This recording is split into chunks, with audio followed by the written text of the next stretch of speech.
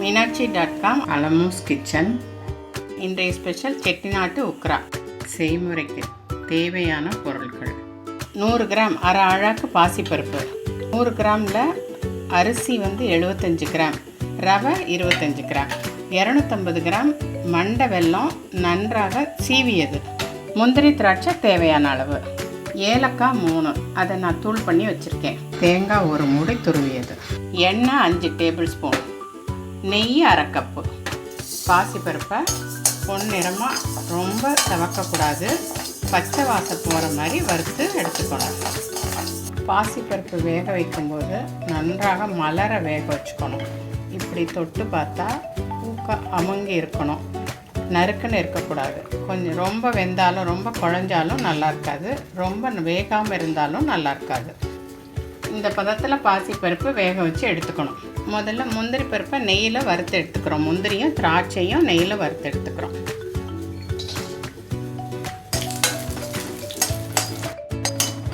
இப்போது இந்த எண்ணெயை ஊற்றி 5 ஸ்பூன் எண்ணெய் எடுத்து வச்சுருக்கோம் இல்லையா, அதை இதில் ஊற்றிட்டு கொஞ்சம் நேரம் சூடானோடனே ரவையும் கொட்டி இந்த அரிசி ரவையும் கொட்டிக்கணும். அரிசியை 1-2 உடச்சி வச்சுக்கணும். இது இப்படியே நல்லா பொன்னிறமாக வறுக்கணும். அரிசி பச்சரிசியை ரொம்ப ஊறவும் விடக்கூடாது, சும்மா லேசாக தண்ணி தெளித்து பெரட்டிட்டு அப்படியே ஒரு தட்டு மிக்சியில் தட்டி எடுத்துக்கிட்டிங்கன்னா ரவையாக வந்துடும். அந்த ரவையும் இந்த ரவையும் நம்ம எடுத்து வச்சுருக்க ரவையும் அரிசி ரவையும் போட்டு இப்படி ஸ்லோ சிம்மில் வச்சு இப்படி செவக்க வறுக்கணும். தடுப்பில் 1.5 டம்ளர் தண்ணி கொதிக்க வச்சுக்கணும். நல்லா பஃபிள் வர்ற மாதிரி கொதிக்கணும். கொதிக்கிற தண்ணி எடுத்து இப்போ இந்த அரிசி ரவையில் வறுத்த ரவையில் இதை எடுத்து இதில் ஊற்றிக்கணும். இதை நல்லா கிளறி இதை நல்லா வேக வச்சுக்கணும். இந்த நெய்யும் சேர்த்துக்கலாம், அது நல்லா வேகும். நல்லா தண்ணி இழுக்குது, அதனால் நான் இன்னும் கொஞ்சம் 1/2 டம்ளர் தண்ணி ஊற்றிக்கிறேன். கொதிக்க வச்சு தண்ணி சேர்க்குறேன். சேர்த்து இன்னும் கொஞ்சம் அரிசி நல்லா வெந்ததுக்கப்புறம் தான் இந்த பாசிப்பருப்பு சேர்க்கணும். இப்போ நான் கிண்டுறேன் பாருங்கள், அடியெல்லாம் பிடிக்காது. அதுக்கு தான் அடி கனமான பாத்திரத்தில் வச்சு கிளறணும் உக்ரா. சில பேர் அரிசி மாவே சேர்ப்பாங்க, அது கொஞ்சம் சுருளாது சீக்கிரம். அதனால தான் இப்படி ரவையாக உடச்சி சேர்த்தோம்னா பாசிப்பருப்பும் அதுவும் சேர்ந்து நல்லாயிருக்கும். கொஞ்சம் நல்லா வெந்துருச்சு. ஆமாம், நல்லா வெந்துருச்சு. இப்போ இந்த பாசிப்பருப்பையும் சேர்த்து இதில் கிண்டிக்கிட்டே இருக்கணும். அதுவும் சேர்ந்து நல்லா ரெண்டும் சேர்ந்து நல்லா சேர்ந்துடணும். கொஞ்சம் நெய் போட்டுக்கணும். நல்லா ரெண்டும் சேர்ந்து ஜெல்லாகி வரணும். அதுக்கு கொஞ்சம் நெய் சேர்த்துக்கணும். கூட நெய் அப்படியே சேர்த்துக்கணும். இப்படி வரும்போது இந்த வெல்லத்தை சேர்க்கணும்.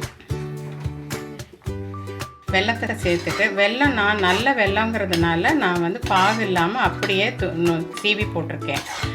மண் இருக்க வெல்லமாக இருந்தால் நீங்கள் 1/2 டம்ளர் தண்ணியில் பாகு காய்ச்சி ஊற்றிக்கிங்க. இப்போ நல்லா வெல்லம் சேர்ந்து சுருண்டு வரணும். தேங்காயும் சேர்த்துக்கணும். தேங்காய் சேர்த்து கிளறணும். சில பேர் தேங்காயை நெய்யில் வறுப்பாங்க.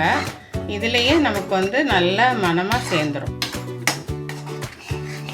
இந்த அளவு உக்ரா, நான் சொல்கிற அளவு உக்ரா எல்லாமே 300 கிராமுக்கு சொல்லியிருக்கேன். எல்லாம் சேர்த்து 300 கிராமுக்கு 10 பேருக்கு சாப்பிட்லாம். ஒரு பிஞ்சு உப்பு சேர்க்கும்போது சுவையை கூட்டி கொடுக்கும். செட்டிநாட்டு பலகாரம் மெனக்கட்டா ரொம்ப சிறப்பாக இருக்குங்க. இப்போ நெய் சேர்த்து கிளறணும்.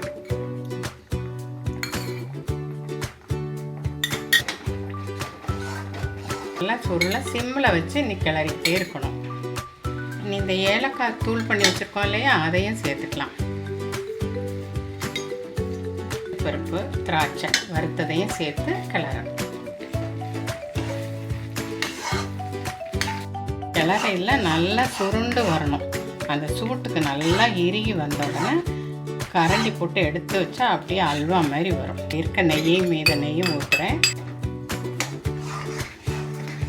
இதுக்கு தான் ஒட்டாமல் வர்றதுக்கு தான் அடிக்கணமான பாத்திரத்தில் கிளறணும். நல்லா பதமாக வந்துருச்சு. நிறுத்தி ஒரு 5 நிமிஷம் அப்படியே விட்டுருவோம். நல்லா இறுகட்டும். இறுகின அப்புறம் கரண்டி எடுத்து பிளேட்டில் வச்சு சர்வ் பண்ண வேண்டியது. இப்படி இருக்கணும். கரண்டியில் சுத்தமாக பாருங்கள், ஒட்டாது. இப்படி இருக்கையில் எடுத்து சர்வ் பண்ணணும். வியூவர்ஸ், நீங்களும் செஞ்சு பார்த்துட்டு கமெண்ட்ஸில் சொல்லுங்கள். சப்ஸ்கிரைப் பண்ணுங்கள். Thank you.